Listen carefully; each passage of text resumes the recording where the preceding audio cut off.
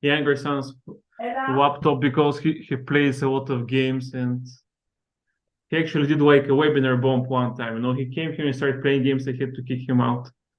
But anyways, I mean, I think we're done. We're already live on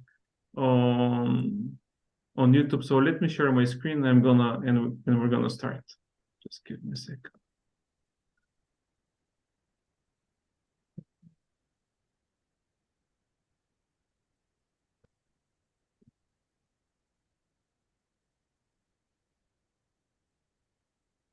Okay. Okay, so let me share my screen and we can get started. Hello everyone, can you see my screen?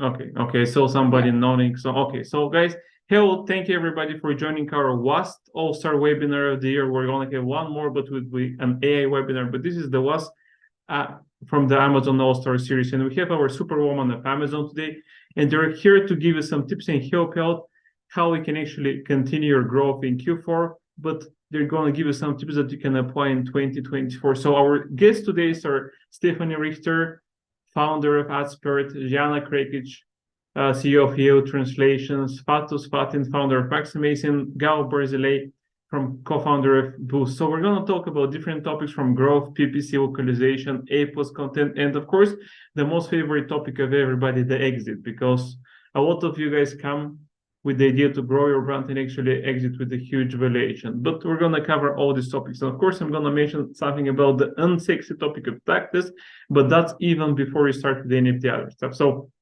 let me tell you more about myself. I'm Nick Penev. I'm the co-founder of Extreme Power Brands and Scale. Extreme Power Brands is a partnership agency and network. We have over 1,000 partners in our network, and we also have a partnership agency which helps companies to expand for partnerships. We're working with 40 companies in the e-commerce space. Scale is a SaaS solution which provides proactive referral introduction. So I'm going to give you more tips about Scale because we're actually the sponsor of the webinar. I'm also a webinar hosted more than 200 webinars, and that's because I have partners like the speakers. You know, we give value. All our webinars are free, and we're happy to do that once a month at least. And the last thing, but not the least, I'm fully remote since 2010.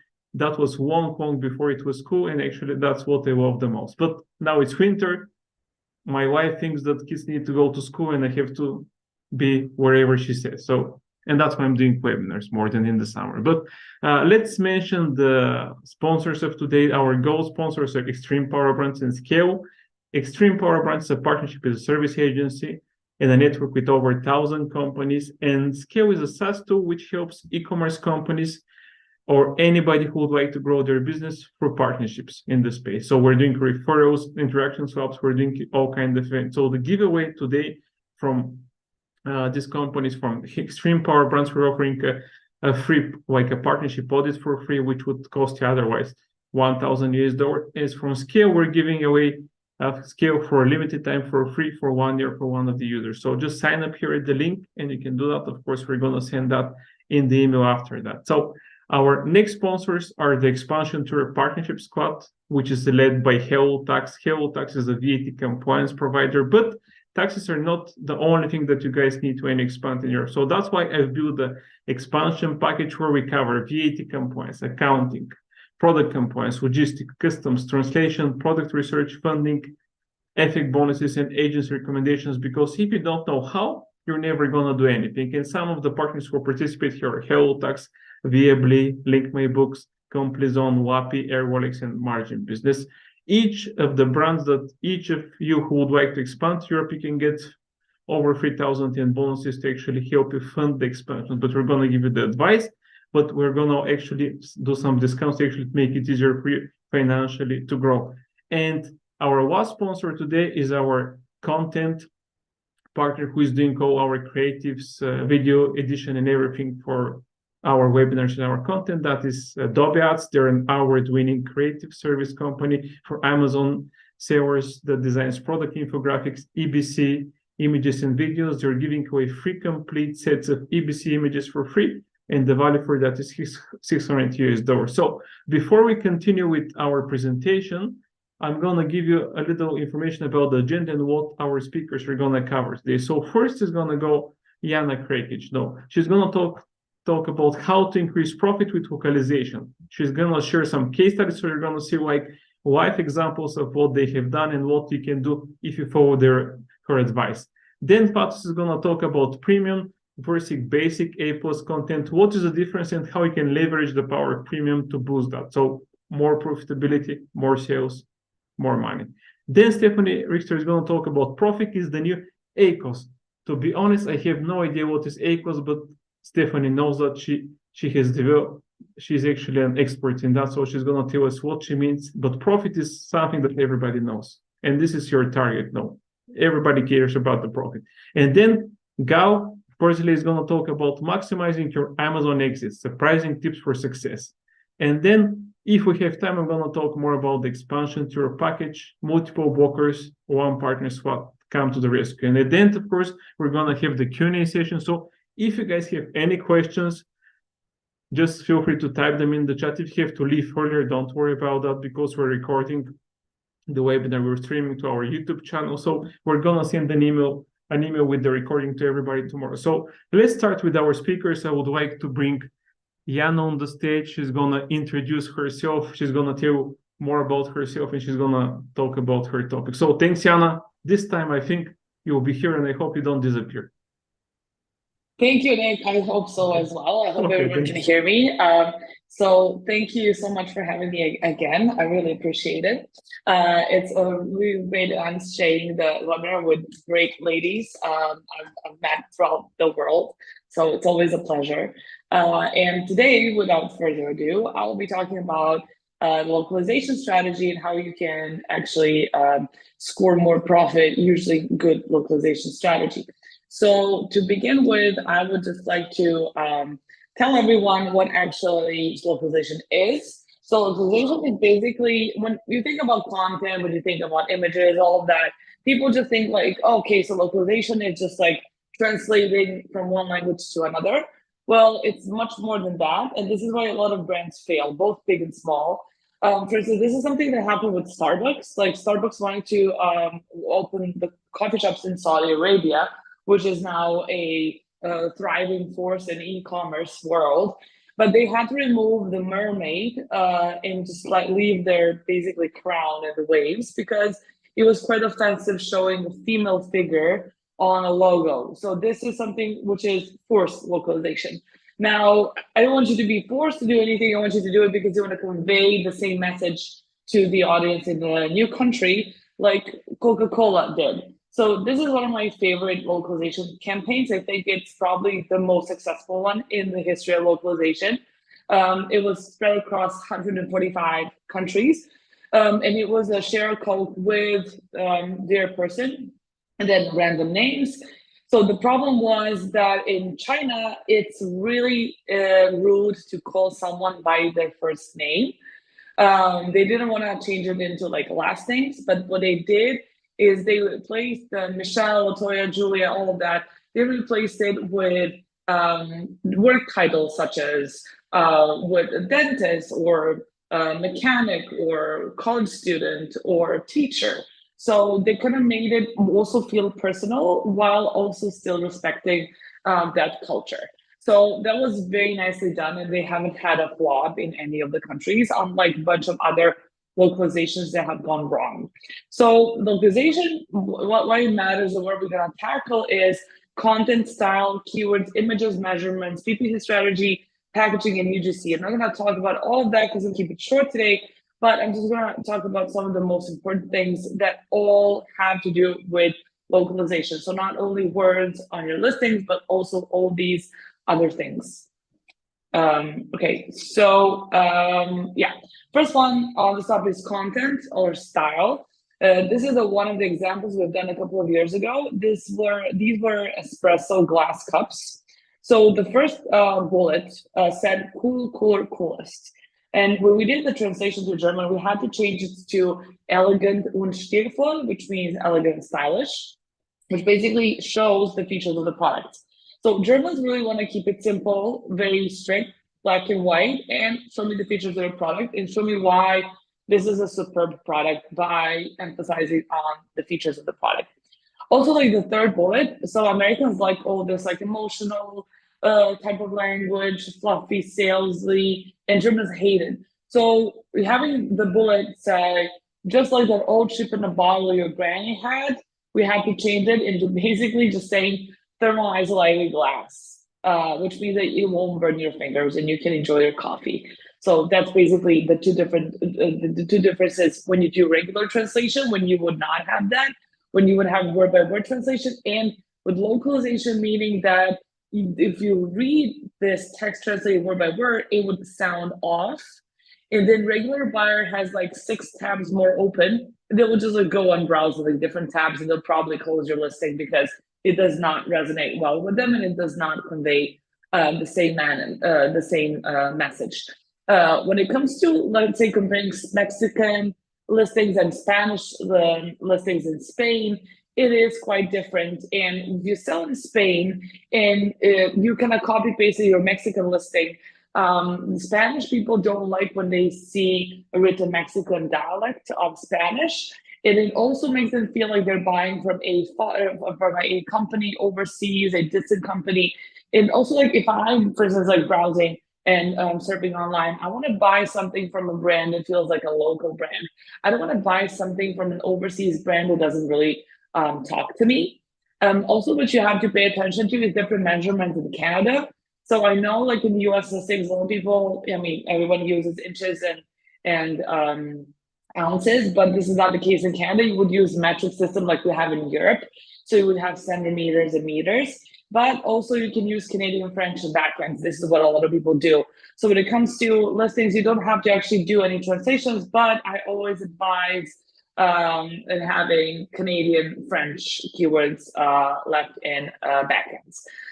So when it comes to content and style and like how you address the audience, like usually like the content, for instance, like this listing that we did, this is something that they had first. This brand is done in Germany, but they left it, the Color Club store, they left it in English.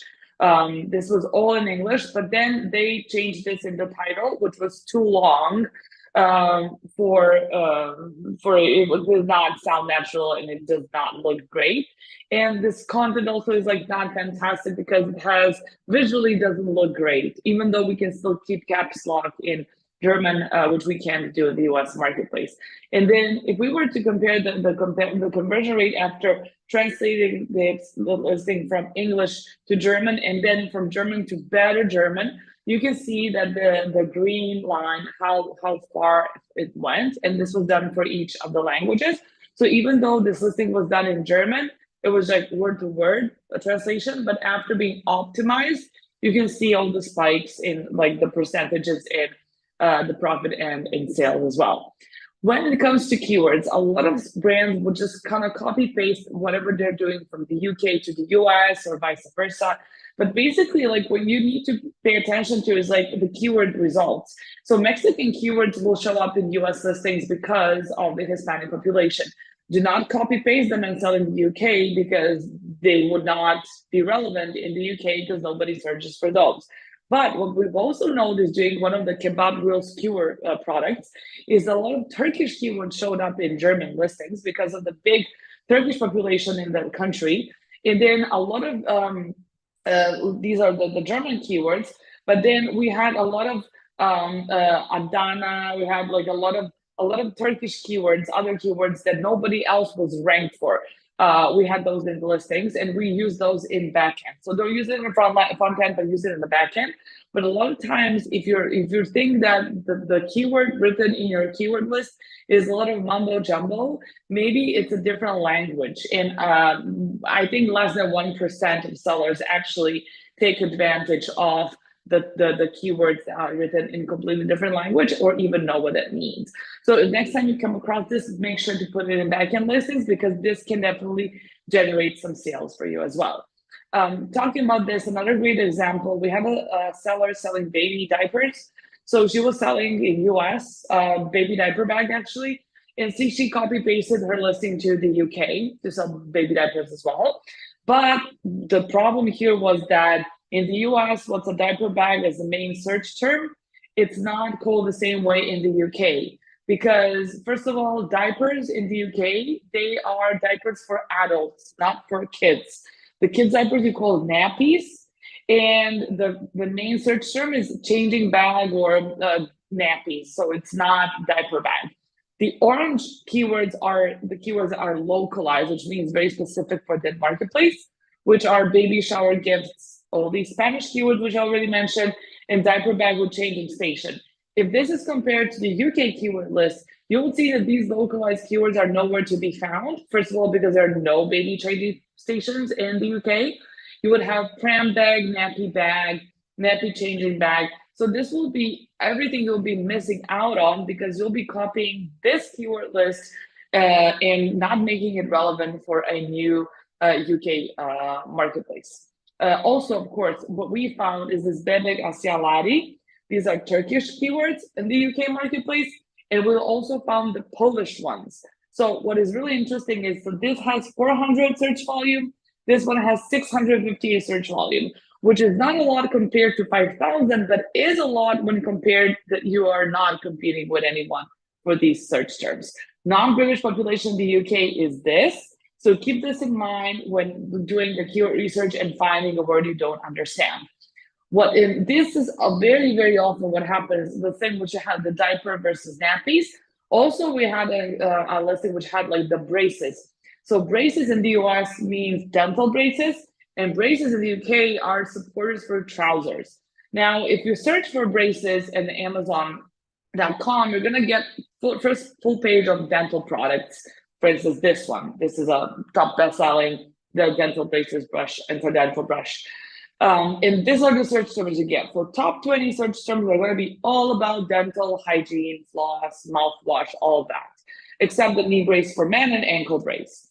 But the Amazon.co UK has only the pants orders, and the situation with the keyword list is this. So the blue ones are the localized ones. We still have the knee braces, but there is no dental hygiene related products found in top 20 keywords. Actually, I think it was like around 300 something that you get to see like the dental keyword as well. If you compare these two, you'll clearly see that there is nothing to do with each other. In localized keywords, what is really interesting is that the Peaky Blinders are in top search terms for this product, because of the very famous TV show from the UK, where it's a different time. It's like, I think it's beginning of the 19th century, and they all wear like these famous happy hats and braces that say the supporters for trousers. So I guess a lot of people will search that when trying to sell this product. And then, of course, when it comes to US keywords, you will have the Spanish keywords, which are non-usable on English marketplace. So if we were to compare, let's say, top selling products in the US with the Barzilay on the left, the red, orange, and yellow mean that these are the keywords on the left, which you can see down here, that these products are ranked for. So the one on the left means that it's ranked for all these keywords. And this Barzilay product is sold on the UK as well. This exact same product, it's on the furthest right, and it shows only green. Green means that this listing has no keywords and is not ranked for any keywords. And this is because they just took the listing on the left, which is a UKS listing, and they copy pasted to the UK marketplace with all completely non-relevant keywords. They did not optimize it. They didn't do the keyword research again. So they did not stay relevant for wherever they were the best-selling product on the US marketplace. And there are a bunch of examples that we come across when we like do production products. Lots of data, really, really interesting. But this happens more than you can think. Also, when it comes to localization, there's also a good thing when it comes to seasonal keyword planning. For instance, like for the Mother's Day, with different dates, because the main date in the US is May 14th, but it's March 19th in the UK, all of that. So you really have to pay attention to all the different seasons, and if certain country has an advent calendar or doesn't, because not all of the countries do. And then, of course, you have to have a hand planning for the seasonal keyword, planning for the Mother's Day, just making sure all of the marketplaces do search for these terms, which varies from marketplace one for another. And it's a seasonal spike every year, which we've seen, which is good. So basically, this is how you plan the Mother's Day action plan for seasonal keyword, adding ideal for Mother's Day gifts or visual bullets, all the videos. Then you have the ranking campaigns, PPC campaigns. You can take a screenshot of this slide. It's pretty straightforward guideline to that. Next thing which leads me is to images. Images are so important. So the previous brand that we did, the Cuddle Club, which we did first the listing, and then we did images. So they had images like in English, and we just did the translation and edited the pictures in German. So what happened is that images was swapped on the 14th of January, and the results were evaluated after 2 weeks.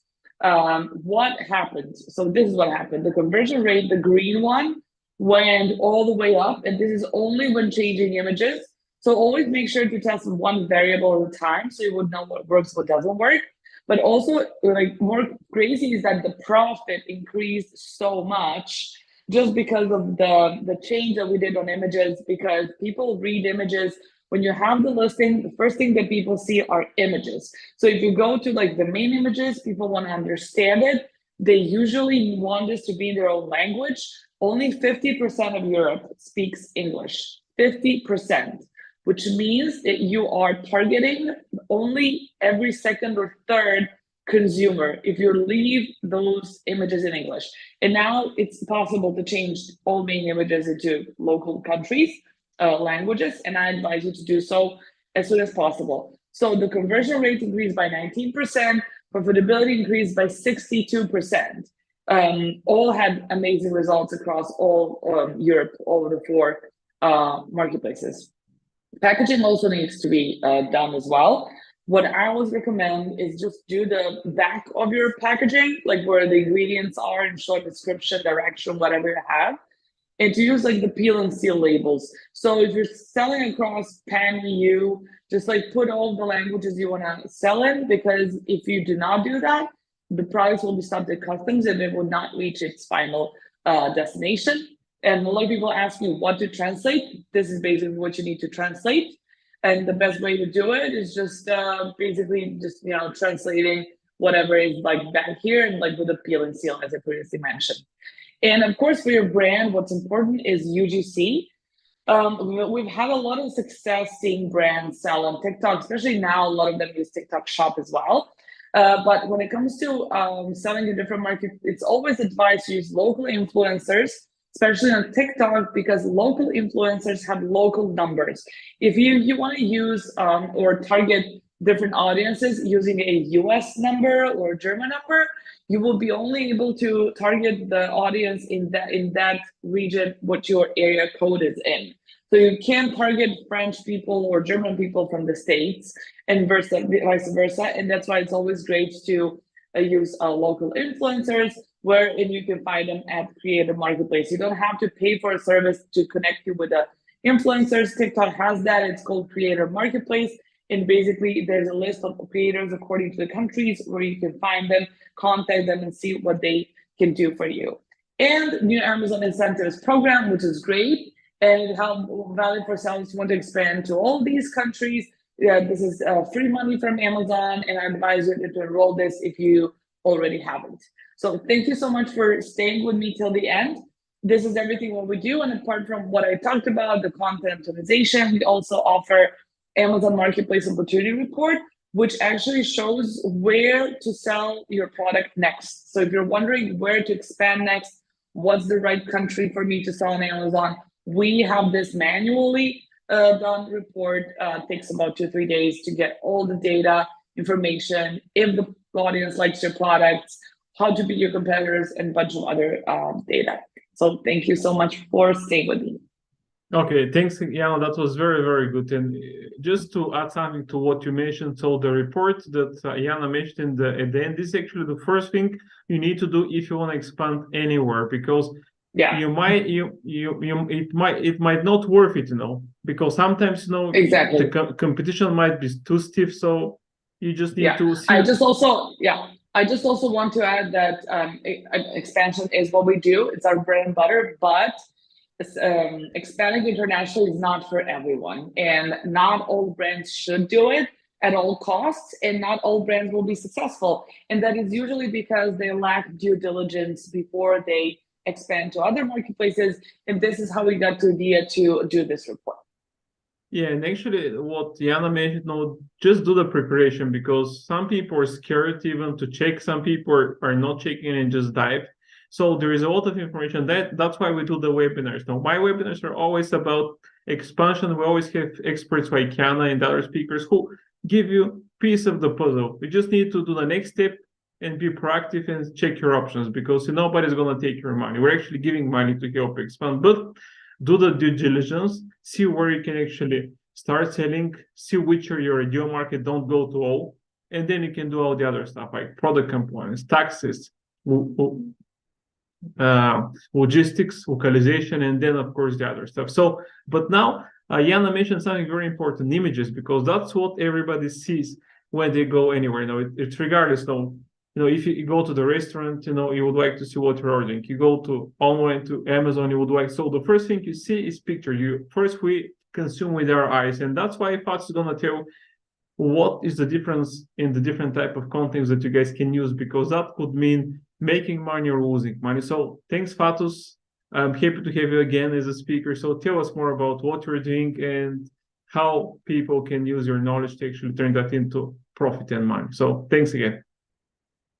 Thank you for having me, Nick. So I'm Fatos. I'm founder of Maxamaze. I started out as an Amazon private label seller.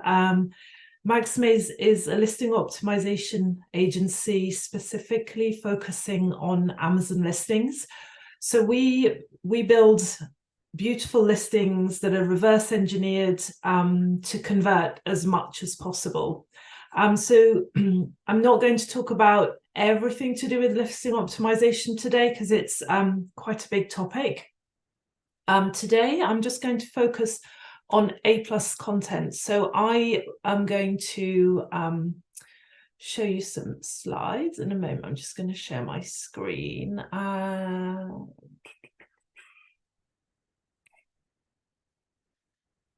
So today I'm going to speak about A+ content, and specifically about the difference between basic and premium A+ content. So I'm assuming that everybody watching knows what A+ content is, but so many times I come across people who don't, and there are so many listings on Amazon that don't even have A+ content. So just very, very quickly, A+ content is some free real estate that Amazon gives everybody. It's at the bottom of your listing. It's where the product description would normally sit. And A+ content is a space where you can use lots of images, graphics. So it's very rich visual content. And it just helps to talk about your brand, about the product, and just to help you boost sales. So premium versus A+ content. Until last year, actually, premium A+ content was only available to really big brands, and everybody else had basic A+ content. And then it's now become available to all brand owners, subject to a few criteria, which I will talk about at the end of the presentation.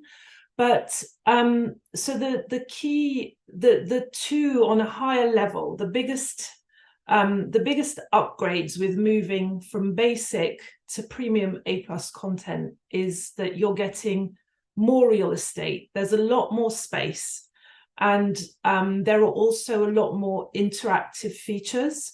So I will show you some live examples of listings just to show you the difference in a moment, but I'll just run through the slides for now. So you get a lot more space with premium. And why does it matter? It matters because if you've got more space to show off your product, more space for images, and there are lots more interaction points, what that does is it keeps people on your listing for longer. If they're on your listing for longer, they're more engaged. You can give them more information. Therefore, you're removing a lot of the element of doubt, which can stop people buying. And that all added together translates into higher conversions. So all of this works together to actually help you convert more and more and more sales. Why do conversions matter? So the conversion rate impact, just before I go on to that, basic versus premium A+ content. So if we're looking at a listing that has no A+ content, when you add basic A+ content to that, statistically, you can look at 3 to 10% increase in your conversion rate. Compare that to having premium A+ content, you can see increases of up to 15%. So really, by upgrading from basic to premium A+ content, you can make quite a big difference to your conversion rate. So it's definitely worth taking the time and creating premium A+ content. Why does it matter? You've all heard this banded around lots and lots of times. Conversion is king, and it's true. It is all about conversions. You know, if you're sending millions and millions of people to your listings and they're clicking and they're leaving without buying, you're not gaining anything, you're not making any money. What really matters is that of those people who click on your listing, as many as possible are actually going to buy your product.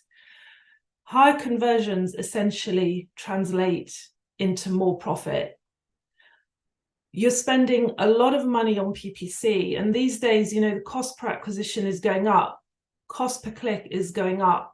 So you really need to make sure that as many people as possible who click on your listing are going to buy. You know, you can spend a load of money on your PPC, but if you're not converting, you're just wasting your money. And not only are you wasting your money, you're actually, the less you convert, the less your listing is going to get shown. So it is very much the flywheel effect. I can't emphasize how important conversions are. Like I said, the direct consequence is more people who click are going to buy.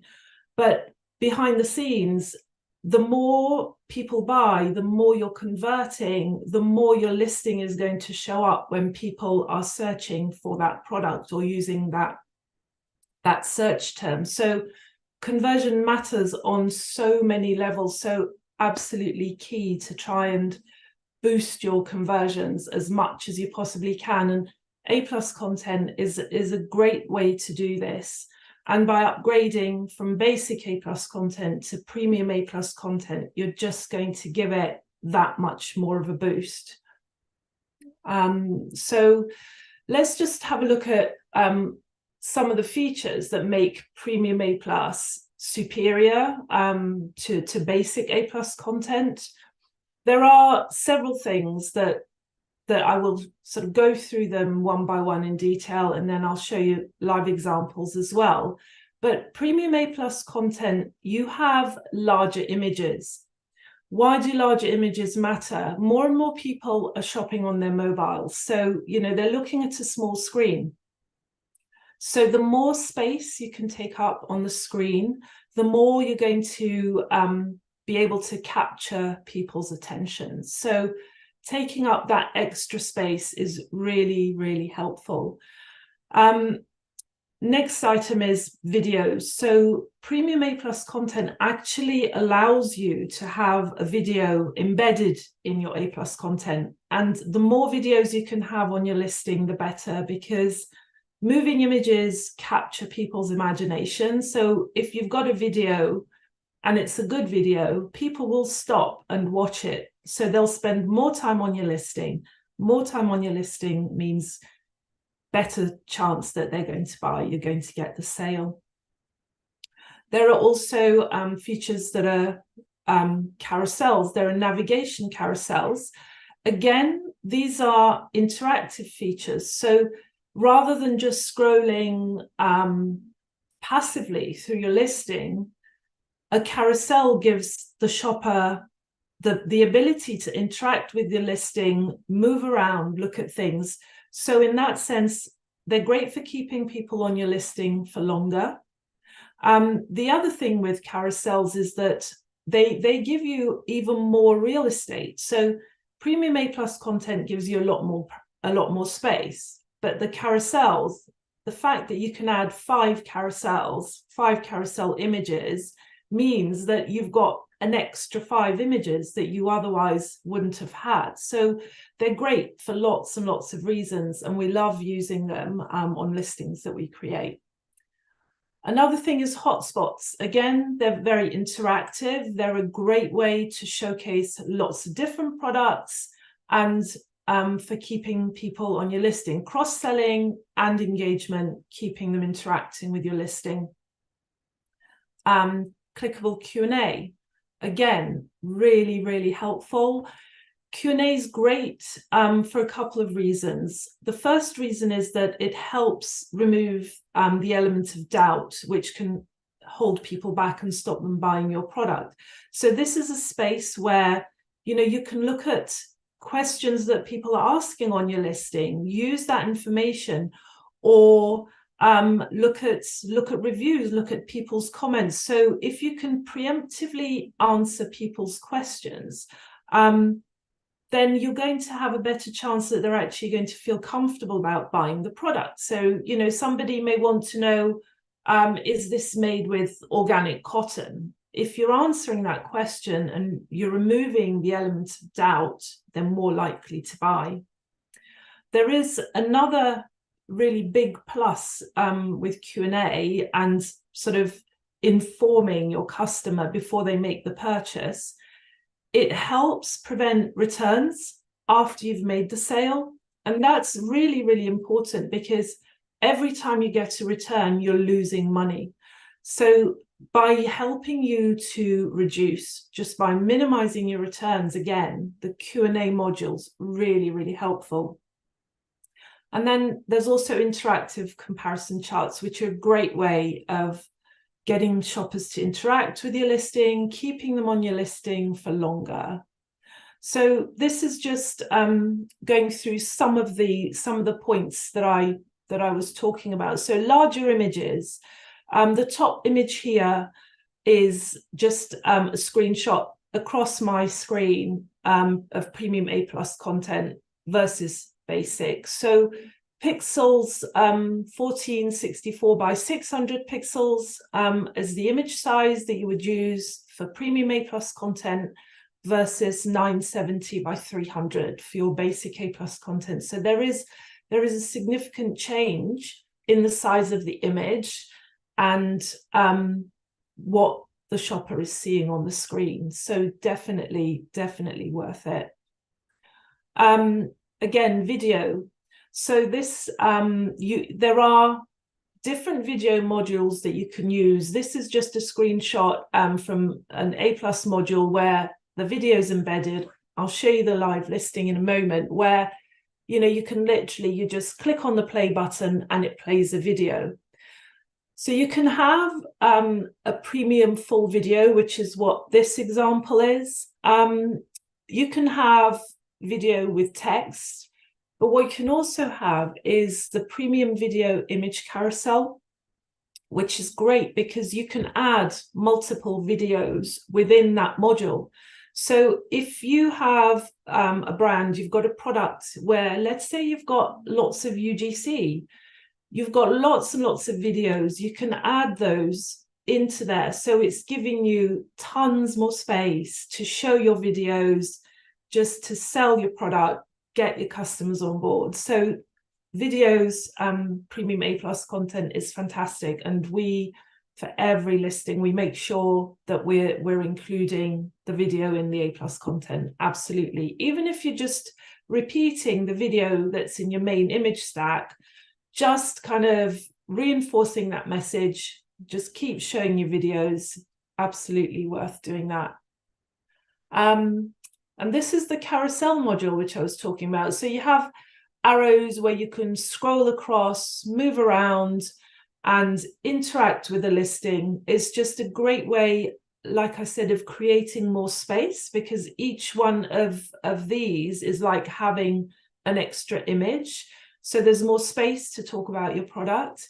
And also it's interactive. It's really fun just to move things around on the screen. And again, there are different modules that you can use depending on what you're doing. You can either use the standard modules that Amazon has, or the way we do it is that we custom build them. So they're just beautiful big images, and you can just scroll. And then here we are, the interactive comparison chart. So rather than just a basic comparison chart, you now have, again, these interactive comparison charts where you can click on things, you can scroll around, and it just means that A, there's more space to give information about your product to your shopper, but B, you're just going to be keeping them on your listing for longer and increasing the likelihood that they're actually going to buy your product. And these are the hotspots that I was talking about. So when you hover over these different hotspots, it just pops up with some more information about the product. So you can add up to 6 of these on this module. And it's a great way. Here, for example, you're looking at a skincare brand. There are lots of different products that you can cross-sell. So it's a fantastic way of cross-selling, you know, selling 3 instead of 2 products in one go, as well as, again, keeping people just moving around, having a look at your listing. So lots and lots of good stuff here. And these are only available in premium. None of these are available in basic A+ content. And Q&A, again, this is what I was talking about. It's clickable. You know, you can click on the arrow and it shows you a question. They're a great way of informing your customers. So what I will do is now show you some live listings, and then we can go back to the slides. So this is the example I was showing you on the slides of a premium A+ content here.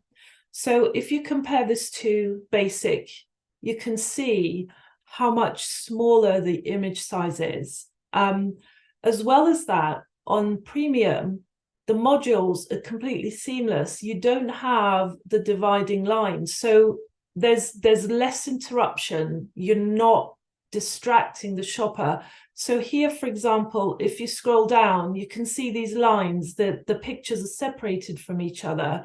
Whereas when you look at the premium, there's no division. You can just scroll all the way down to the bottom of the listing and it looks like one complete experience.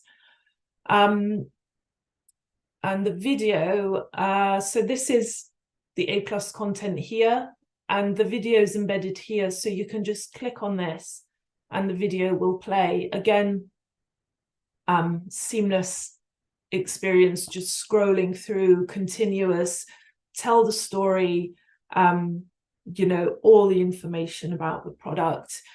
And here we are. This is the hotspots that I was talking about. So when you hover over them, the information just pops up. So it's telling you what this product is. And here, you know, really clever.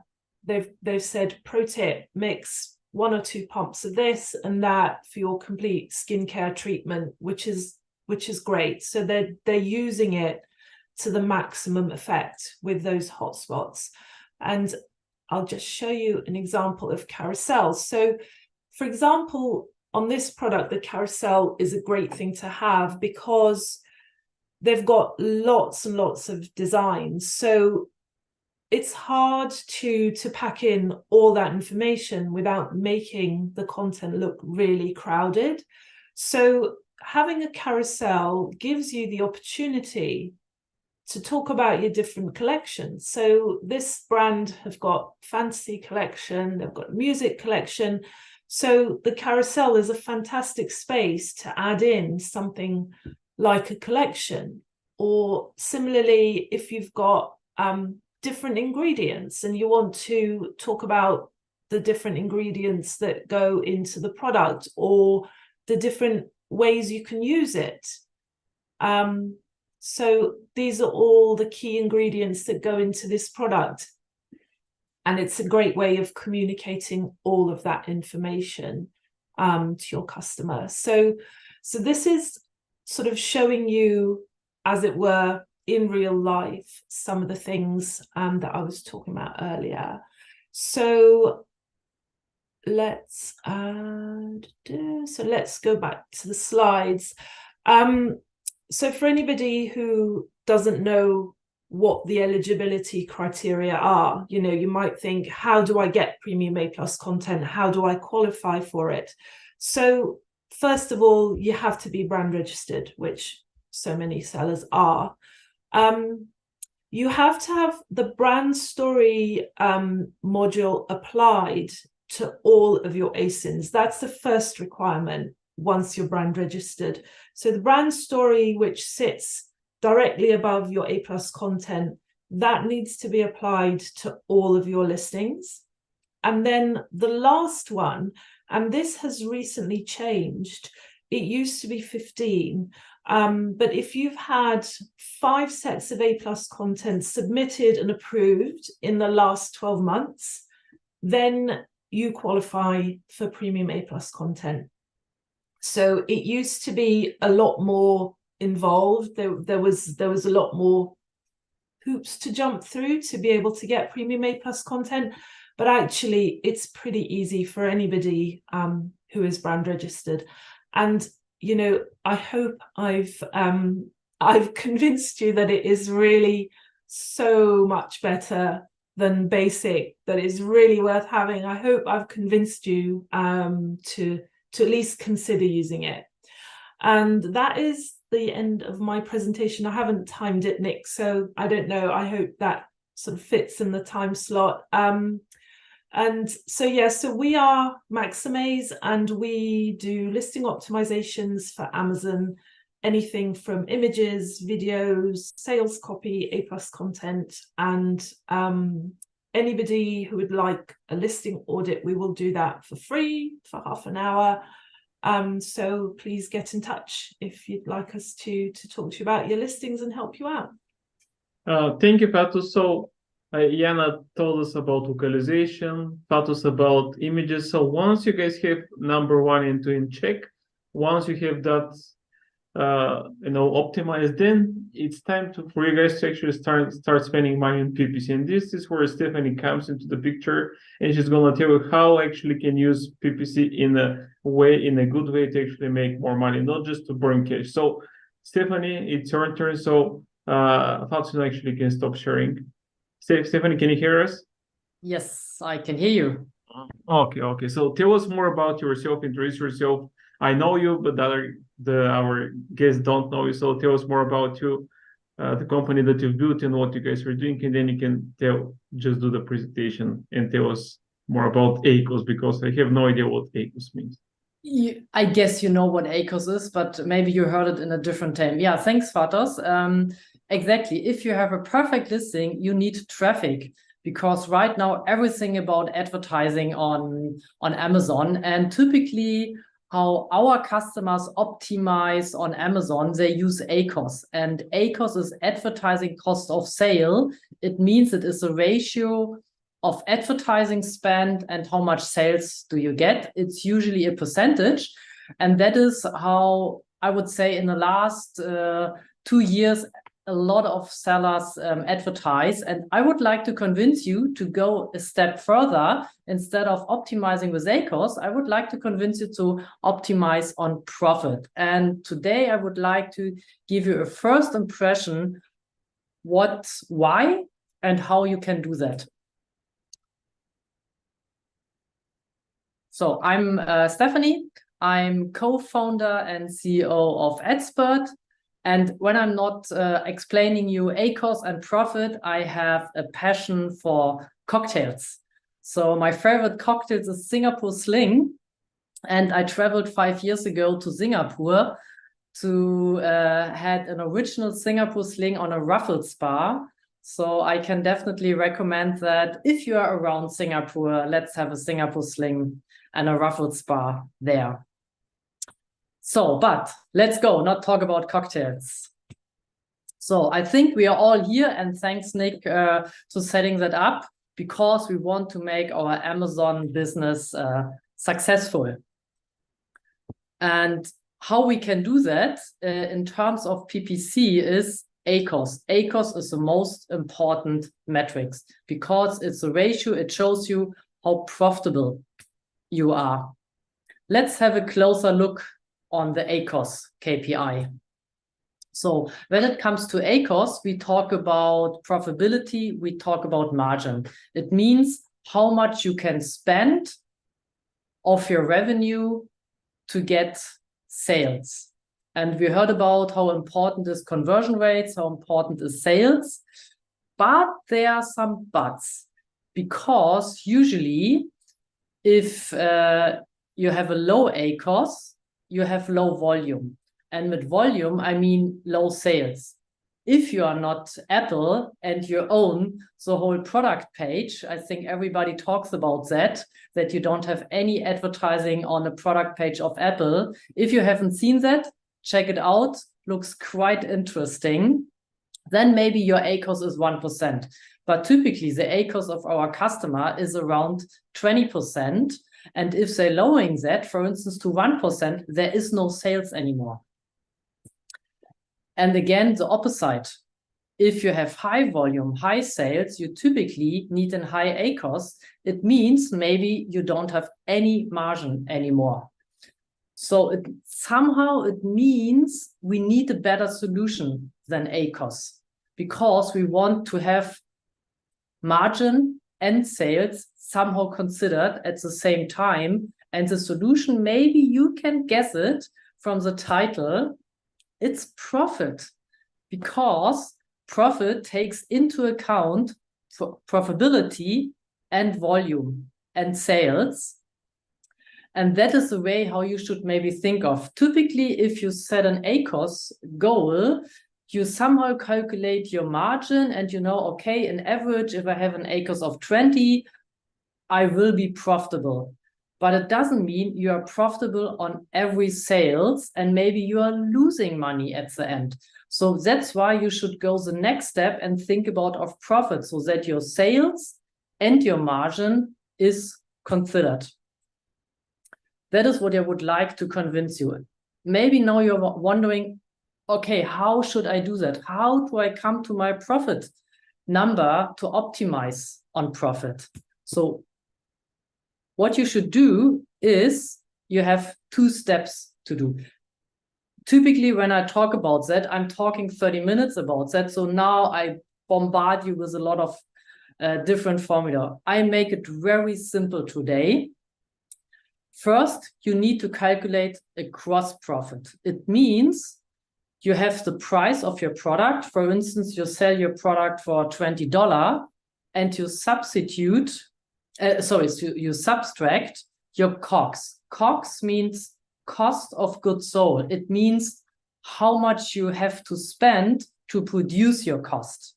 If you wonder how you get that information, maybe it could be a simple Excel calculation by you ask your manufacturer what I have to buy to get my product. You can also have shipping costs included. You have maybe personal costs included. So all of that comes together to cost of goods sold, COGS. And you can also consider maybe other very important fees for you. For instance, you can also think about all your Amazon fees, what you have. I guess it is not less. So everybody from us have some Amazon fees here. So if you do that, you have your gross profit, but we are not done. The second step is missing. From your gross profit, we subtract your ad spend. So imagine at the beginning, when we talked about ACoS, we talked about ad spend.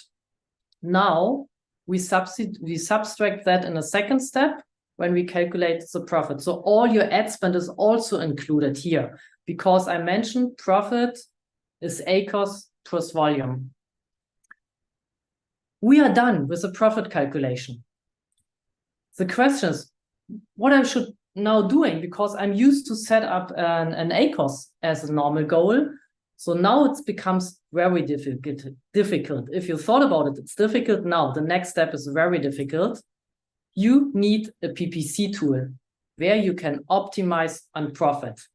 And guess what? Why I'm here? Because I have a solution. You can optimize with Adspert on profit. So usually we are one of maybe 15 tools outside. It depends how you calculate it, maybe 20 tools. So usually you optimize on revenue if you consider your ad spend, but you can go the next step. You can optimize on profit if you consider your COGS data. It means you give maybe to us, or you find a different tool, you give your external cost, your COGS data to an optimization tool like Adspert, and then you can do a profit optimization. And that's quite simple. Profit is ACoS plus sales. And if that was too short, I think I get a prize for very quick, not dirty, just quick. So send me a message and I can give you some more details about profit optimization. And especially in these days, it's much, much more important, instead of just calculating a margin, calculating your profit. It's not complicated. Maybe it sounds a little bit, but I make it quite easy here. Okay, thank you, Stefan. Actually, it's good that you ended with the profit part, because profit is what Gal needs to make an evaluation for a business. So after you guys get the traffic that you need, you've grown, you've reached a certain level, then you start hearing from people that they sold their business. 2 years ago, they sold it for some of them to even 10-time multiples. Right now, the multiples are down, but still, they measure your success by your profits, not by your sales, not by your revenue, not by how pretty you look or how ugly you are. Nobody cares about that. But still, Gal is going to tell more about what she does and why profit is very, very important. So thanks, Gal, for taking the time to join our webinar and to wait until then. But there is no way that we can exit at the beginning. So they need to go for different stages. So thanks again. Introduce yourself. Tell us more about you, what you guys do, and tell us more about your topic. Of course. Thank you, Nick, for the introduction, and thank you for hosting us here in the webinar. I know we're a bit after time, but I will try to be, no worries. We're not gonna close the webinar in 3 minutes. You have time, so don't worry about it. It's important topic, Yeah, I tell you on purpose to be within 10 minutes, because I know that nobody is within 10 minutes. I think only Stephanie did that, and she's the first one. However, I think there is only one other speaker from 200 webinars who did it in 10 minutes. So so don't worry about that. Take your time.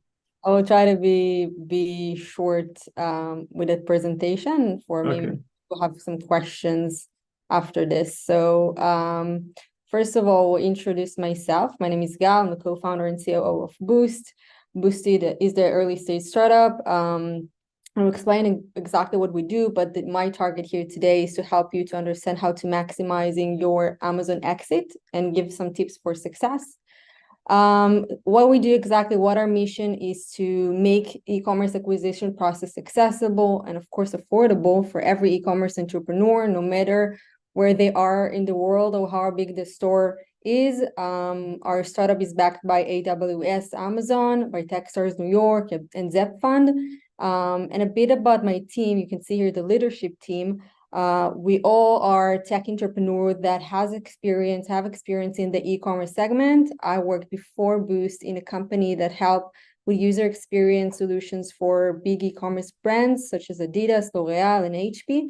And Chris, our acquisition expert, was an Amazon seller himself, previously worked in a big aggregator, and now working as our expert in this domain. So we all have experience in this domain.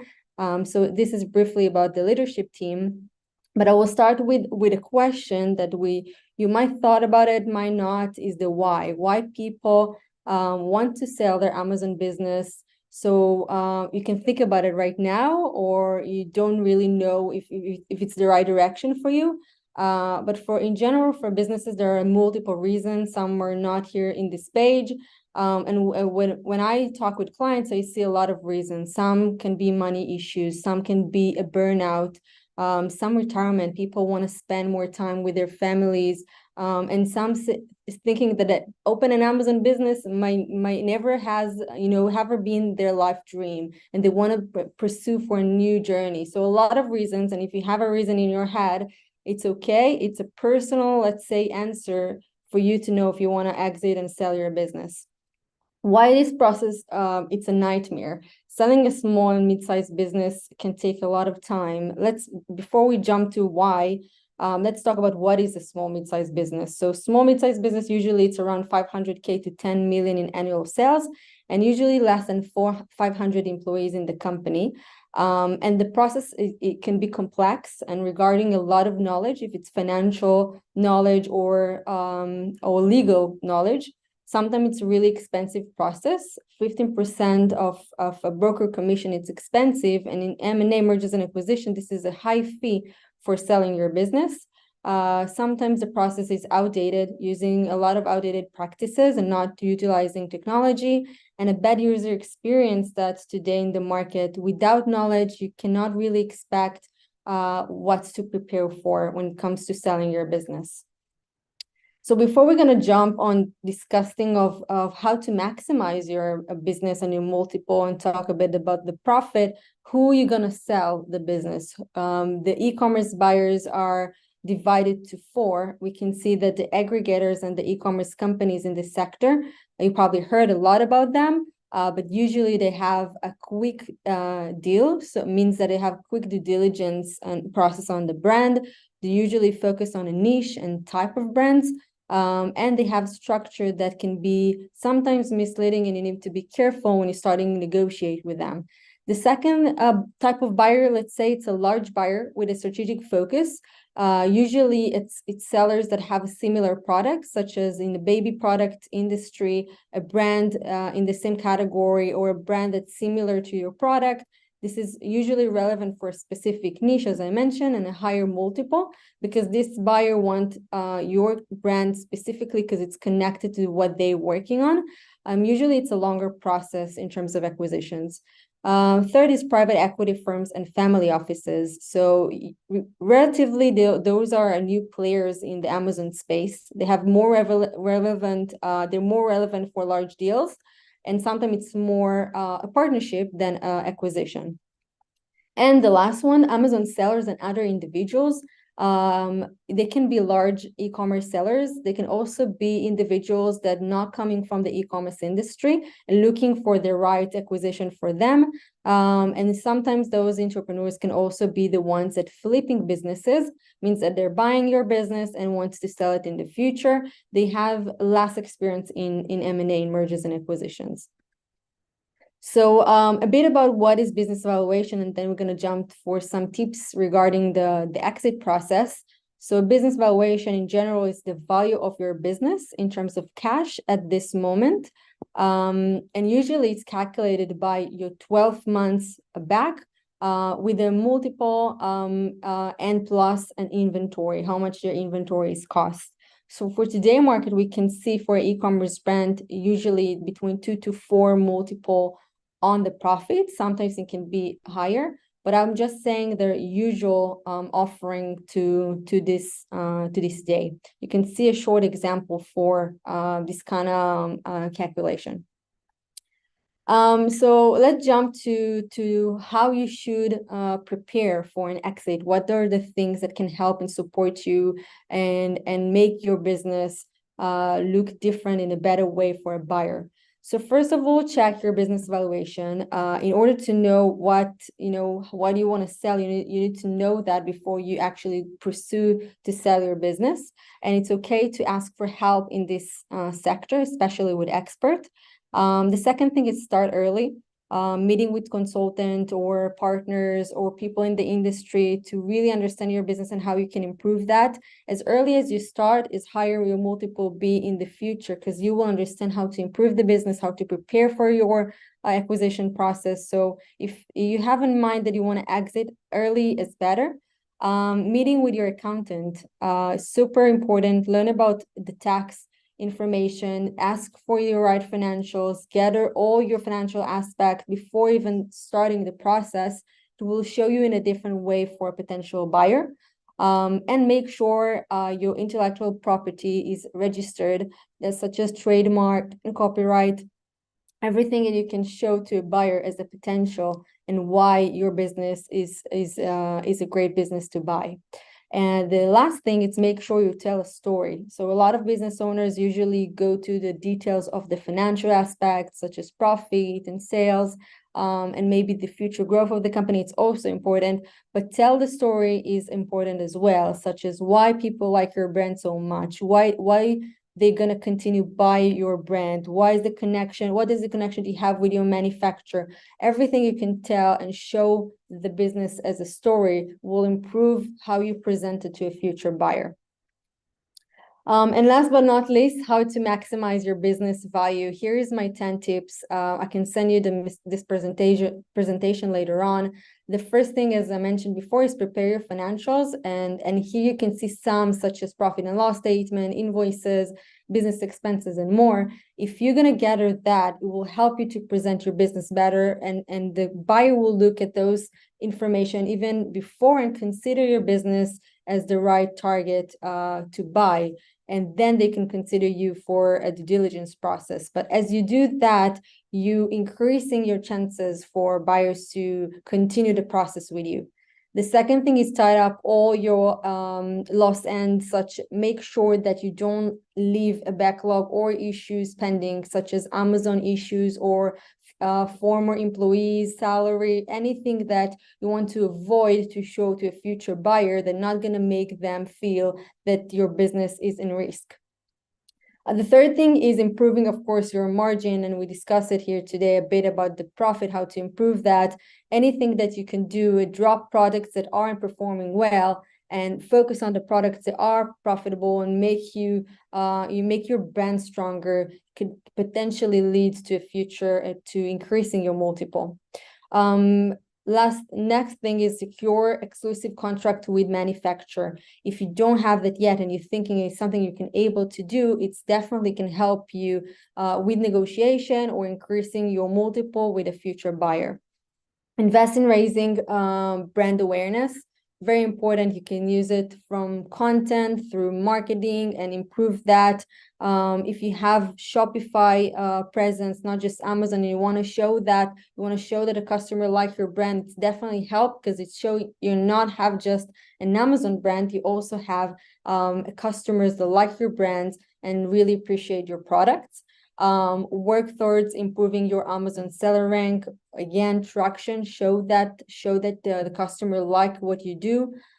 Simplify your production process. Not a lot of people think about it, but if you show that you have a smooth transaction from a production perspective and operation, this can be a very interesting thing for a buyer, especially if you already like your brand. Next thing is don't change your entire model. Sometimes a lot of clients, when I'm talking with them, they want to change a lot of things that they think can help in increasing their multiple or help them to get a better valuation, focusing on and this is the next thing, focusing on what you do best.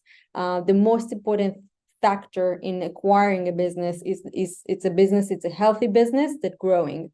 And if you show you have an account, you show you have a brand that is growing, this is the best factor that a buyer will check. So if you can focus on what you do best, such as launching a new product or getting more revenue, anything in their marketing you operate, it's the best way to go.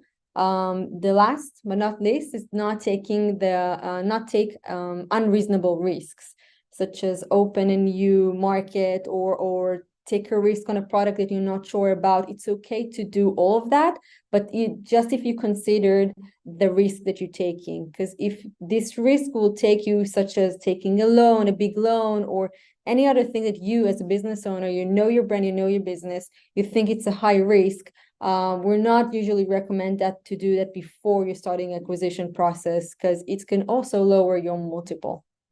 So those are my top, let's say, 10 tips. We also have more content on our website. This is my information. Here's my LinkedIn page. You feel free to email me, message me. This is my WhatsApp number, or in LinkedIn. Happy to help and assist if you're thinking on a business valuation or you're thinking of exit your business. I'm definitely here to support. This is it. Thank you, Gal. That was actually one of the most interesting M&A presentations that I've ever heard. I've hit multiple of the aggregators. and most of them are very, very boring. So you're probably hit one of the best presentations. So I'm happy to actually have you as a guest because he explained everything very simple, in simple terms, because like I said, there is a lot of numbers, there is a lot of stuff, so people should know the basics. But actually, I think we're done with everything. So let's just go ahead and start with the questions because we have a lot of questions from people who could not join and watch live. So let's start with those. So the first question is for, let me see, I'm going to ask the question. Okay, I see COX, so that I think is for Stephanie. So the question is, how can I calculate my COX? That's a question from Daniel Thompson.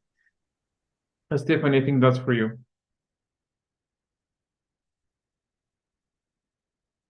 You're muted. Of course, it was just my video was, yes. So I think if you're really uncertain about your cost of producing, at least you should check what do you pay to your manufacturer and the shipping cost to get the product into your warehouse and see what does it cost you. And that, I would say, is the minimum cost of goods sold, what you should consider. If you're a little bit more advanced, check what is the general cost to produce your products. That could be additional very important people you should to calculate, but maybe, Gal, you can also, I think you're also checking that on your end, because people can make a lot wrong here on that end, what actual costs them to produce their products. A lot of people not 100% good in calculating that. So what I always telling you, what is the cost of producing your product? And that is typically what you pay to your manufacturer. That is at least what you could put into your calculation. Okay, thank you, Stephanie. Another question, let me just read it again. Okay, that's actually for you, Nick. This is from Joseph George. Can you give us the steps that you need to overtake when you expand internationally? So actually that's very good because we do that always in my webinar. So there's always like 5 things that you need to consider regardless of the market. And this is the way to do it. First, you need to check your product compliance. Always, because it takes sometimes longer than the taxes. So then you need to get your VAT or tax compliance regardless of the market. Then you need to arrange your logistics and customs. Brand registry is very, very important. And the last but not the least, localization and translation. So unless you do all those 5 things, you cannot start selling in any of the markets. And if those are actually done, you can actually start selling in whatever market you want. But this is the part which takes the most time. So that's as quick as I can explain that. So let me go to the next question. The question is from Alexander Mueller. When to sell my e-commerce business? Okay, that's a very good question. So that's where you go. When to sell my e-commerce business? It's a great question. I think my honest opinion, I always try to be the honest as possible. There isn't a right time. It's a question of what is your right time. Because I will explain why. Because the market will change. No one can expect, the future. The market can grow. The market can go down. The multiples can really switch. Nobody can really predict that. But I will say, so what is the solution? The right time is when you decide, with all the owners of the business, decide to sell the business together, or the majority of the owners. And when they decided to start a process, we will recommend to start a process. Even though you want to sell, you have the decision to sell in the next year or the next 2 years or even the next few months, then to start a process. And the reason why, because knowledge is power. As early as you know your valuation, your multiple, what's wrong with your business that you can improve, how you can increase things that you can improve the valuation of your business. All this knowledge will prepare you for the day that you met the future buyer. And this process can take long. Some of our clients, it takes years, some even months. So it's not a magic and you sell your business. It's also what you want. What is your asking price? So if you have a high asking price, the process can take longer. So my recommendation is not expecting the market is going to change for the best or not for the best. It's just decide if it's something that you want to do, and if it's something that the founders wanted to go after, starting the day after your decision? Yeah, actually, that's a very good answer. Gavin, actually, I can share my experience because I've sold my e-commerce businesses. Our peak was in 2015, 16, where we did this year around probably over 20 millions. We had no idea that there was an option to exit the business. So we're taking profit from the company all the time. And when we're actually, me and my other co-founders, we exited, it was like in 2020, we sold to a private buyer, but the company was not doing as good as it was at the peak. So timing is a very, very hard thing. I mean, this is not only for like exiting your business and anything. I mean, you never know where is your peak. So like Gal said, whenever everybody on board is ready to sell, you should just start talking with like somebody who can help out or potential buyers, because you can never, I mean, you might, but it's very unlikely that you're going to know where is the like ideal moment to sell the company. So, okay. So let's go to the other questions. The next one is from Andreas Kovac. What are the tools for a proper keyword research? I think that's for you, Jana. Yeah, so basically, I would always suggest Helium 10 for all marketplaces, especially Europe, but also for Amazon Japan. I would recommend Jungle Scout. They had really, really good keyword results for that. And in combination with everything, I would also recommend Data Dive, because Data Dive has been a really great tool. And on one of my slides, like all the comparison between the competitors and like how well they're doing, how you can optimize it, how you can beat them, is all information from Data Dive. So I would definitely recommend those like for keyword research. And just to mention one really cool tool when it comes to due diligence, doing like how much are brands doing, what are the products best selling, some niches, all of that is Smart Scout. I really like that tool. Gives you like a bunch of data, like all like a really nice overview. So that's also probably one of my favorite tools. Okay, thanks, Jana. And let's go to the next question. That's from Priya Patel. By how much can a premium ACoS content boost conversions? That's for you, Fatos. Yeah, up to 15%.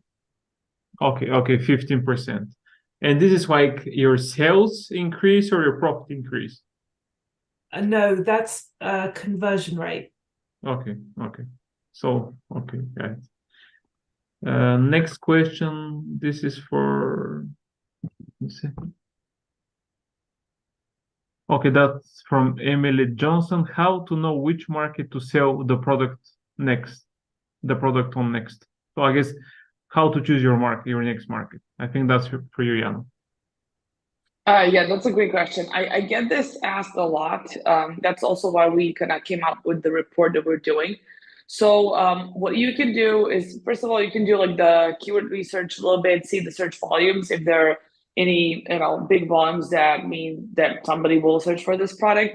You can check brand analytics. You can see all the relevant keywords there, frequency, search terms frequency also as well. You can get also from those reports. Then what I would do is I would look for the competitors, how strong they are.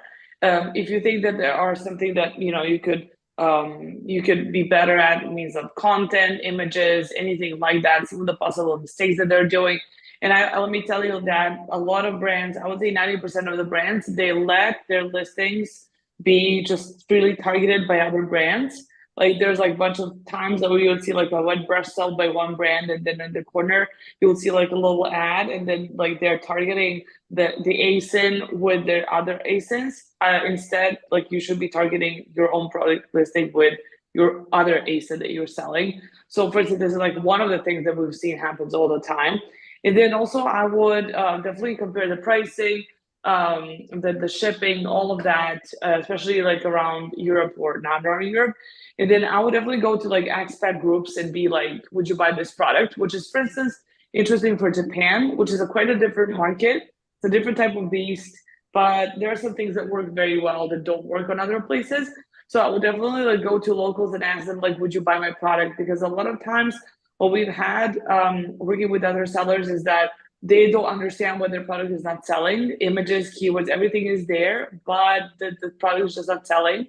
So sometimes I will go to my team and I would ask them like, so can you tell me what do you think, what's wrong with this product? And we actually had a seller, he was selling Mr. and Mrs. t-shirts in Germany, and they were not going well. And all Germans from my team, they were like, we would never buy this because this is not like German aesthetics, and like it's not gonna work. So that was like the answer. So I think a lot of people forget about Vox Populi, or like, the voice of people, that is sometimes very crucial. And this is what will make your product sell or not sell on another marketplace. Okay, thanks. And actually, and I have a question from after your answer. Besides Pickful, is there another software which you can actually do like a survey? And I'm not sure if Pickful can do that for outside of the USA. Is there like a software for that? They can, because they built the customized audience for us, for our report.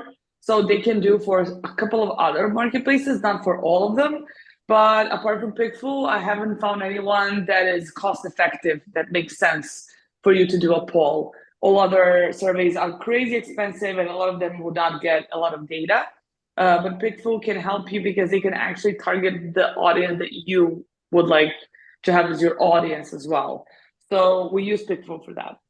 Yeah, by the way, actually, I met a company called Intellivi. Yes, Intellivi, yeah, but they don't. I also talked to them, I think 2 years ago, and they told me that they could not get me relevant data for Germany and for other marketplaces. So that's why we went to Pickful. It's only USA. Yeah, I spoke with Mel. It's only USA. It's great, me too, and it's great, and he's a great guy. But at that time, they could not get me any data at all, and that's why I turned to Pickful. Okay, so it's actually a huge opportunity, by the way, because I assume not for all marketplaces, right? Yeah, I mean, getting the poll and the results, even if you can get like 50 votes that say yes, or 70% says no, that also implies something, if this is coming from the target group. So don't waste your money on polls by random 70-year-olds or just random people that do not even buy on Amazon, don't have Amazon Prime and all of that. So I would say those filters are really important, but you can always get the data for products and for the target audience. Sometimes it's really tricky. So sometimes you're gonna have to do it on your own and like go to those, like, as I said, like Facebook expat groups, and just find local people and ask them if they would buy your product. Yeah, by the way, one of the few events that I went in person was in London in March, and there was a brand owner from the USA. She has like a cosmetic brand, and she came to the event just to see what the people were gonna say about her product. So yeah, see, that's it. I mean, she did take a serious step to do that, but exactly. Sometimes you don't have to like do something physically. But I always think that it's very important what the audience will think about, like the new audience, the new buyers, potential buyers would think about your product, because sometimes that will be crucial, not the images, not this or that, but the actual product. Maybe it's not a good fit. And just to close it off with what I said, and that is that expansion will not be good idea for all brands and for all products. So do not do it at all costs, because maybe it would not be as successful. And maybe the competitors who have succeeded know or doing something that you have no idea about. So don't, don't approach it like very superficially, which a lot of brands do. It never seems to, just, amaze me how bad some of the very, very big brands in the US do when it comes to international expansion, only because they don't do any due diligence, even though they are, very, very sellers on their home marketplace. Okay, thanks, Jana. I have like a few more questions. So the next one is for, ACoS. Okay, that's for Stephanie from Mike Dubois. What is the advantage of profit optimization over ACoS optimization? ACoS optimization is an average of sales, how much you spend from your revenue. It doesn't mean you get every product profitable. By profit optimization, you can make sure that every sale is profitable. That is, I would say, let's make it ACoS optimization is revenue optimization. Profit optimization is a real profit optimization. Even that is how I would really roughly distinguish it. And on ACoS, you don't get every sale profitable, but on profit optimization, you can make sure that every single sale is profitable. That is how I see the difference, and that is how Adspert is. make a difference. But it's not, it's okay. You do an ACoS optimization at the first step. But if you really have a low margin, you should go to a profit optimization to not waste money, because ACoS is just an average optimization. Okay, and do you first need to do ACoS optimization to get more revenue and more data until you actually do profitability optimization, or is not, or it shouldn't do it like that? To be honest, on our level, how I see it here at Adspert, we always start at least for the first 14 days with an ACoS optimization to learn the account, because Adspert is building different kind of data. You can use all the data from Amazon, but we here at Adspert have calculate a little bit different the data from Amazon, and that's where we start with an ACoS optimization, and then we jumped on an profit optimization. That is how we do it here at Adspert, because to learn an account. Thank you, Stephanie. Okay, content in the question. So that's for you, Fatos. So the question is from Juan Garcia. What are the most important enhanced features of premium compared to basic ACoS content? So we always use the video. Video and carousels are the things that we always make sure that we're using. So definitely I would make sure that you're including those in your listing. Okay, just give me a second to see what was the next question. We actually wait, I think two more, or actually one more. So I think this is the last question. That's for Gal from June Park. How to negotiate better terms for selling my business? A very good question to end the webinar. I will start with it. It's a big question. I don't think we have a full time for this. Just few tips. I mean, you know, just imagine like the 5 important tips that you can use to actually do that. I know. Obviously, it's a big discussion, but I will say that first of all, know what you negotiate for. You can negotiate a lot of things. You can negotiate the price. You can negotiate the terms. If you, for example, as an owner, want to stay in the company, until when you're going to stay in the company, you can also negotiate what exactly you're selling, if it's all the products or some of your products of the brand. So know exactly what you negotiate for before you even start negotiating or starting the, let's say, the process. What next?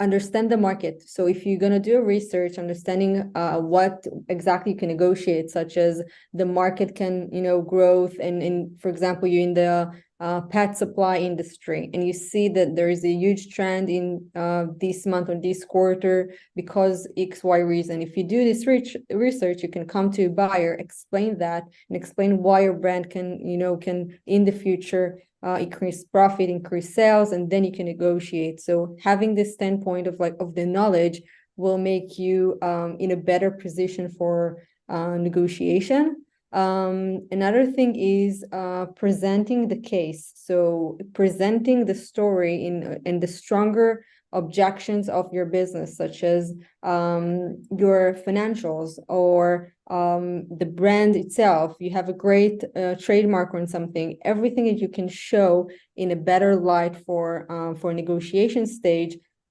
Put it in as a list of things that in the negotiation stage you're going to take over. For example, I had a client that they had contracts with a big e-commerce companies. They didn't start selling with them. They didn't start talking about really, and the contract wasn't even closed, but to showing a letter of intent that a big e-commerce business want to work with them. This is showing something for the negotiation aspect. And the last thing I will say, because we can continue the list, but the last thing is talk with experts, talk with someone that already negotiate, ask people or ask for support. It's okay not to know that, or if you don't want to negotiate, it's okay that somebody else will do it for you. So this is my last, let's say, tip in this subject. Okay. Thanks a lot, Galton. I think that was a very, very good tip. Show them how much you're worth. And of course, the first who faults loses. So you should know how much your business is, how much is the value of your business. So that's very important. Actually, we have one other question and we can wrap it up. So from Malini Vini, how can Amazon ACoS content different from PIM? Actually, I think PIM is much different, but it's a product inventory management, right? So I don't think it has anything to do with ACoS content. No, I don't think so. Yeah, I think that's something different. So thank you everybody for attending our webinar. Watch out for your emails tomorrow because we're gonna send the recording if you missed it. Too bad for you, but the word is not ending, so you'll be able to watch the recording. You're gonna have the recordings, each session of each of our speakers today, plus 8,000 plus in giveaways from our speakers today and our sponsors. So check out your email. If you like our webinars, sign up, subscribe for our YouTube channel, follow me and the speakers today here because they're sharing a lot of content on LinkedIn. This is not just the one-time thing. So if you would like to learn, all of this stuff is free. If you have questions, get in touch with our speakers today. Don't be shy. We're not like the wars. We're not gonna be by the minute. So, and of course, have fun, enjoy the rest of the week, and we're gonna be seeing you around. So thank you everybody. Thank you, Jana. Thanks, Fatos, Stephanie, Gal. Have a good evening, and thanks again for accepting to speak. Nice evening. Thank you. Bye-bye. Bye.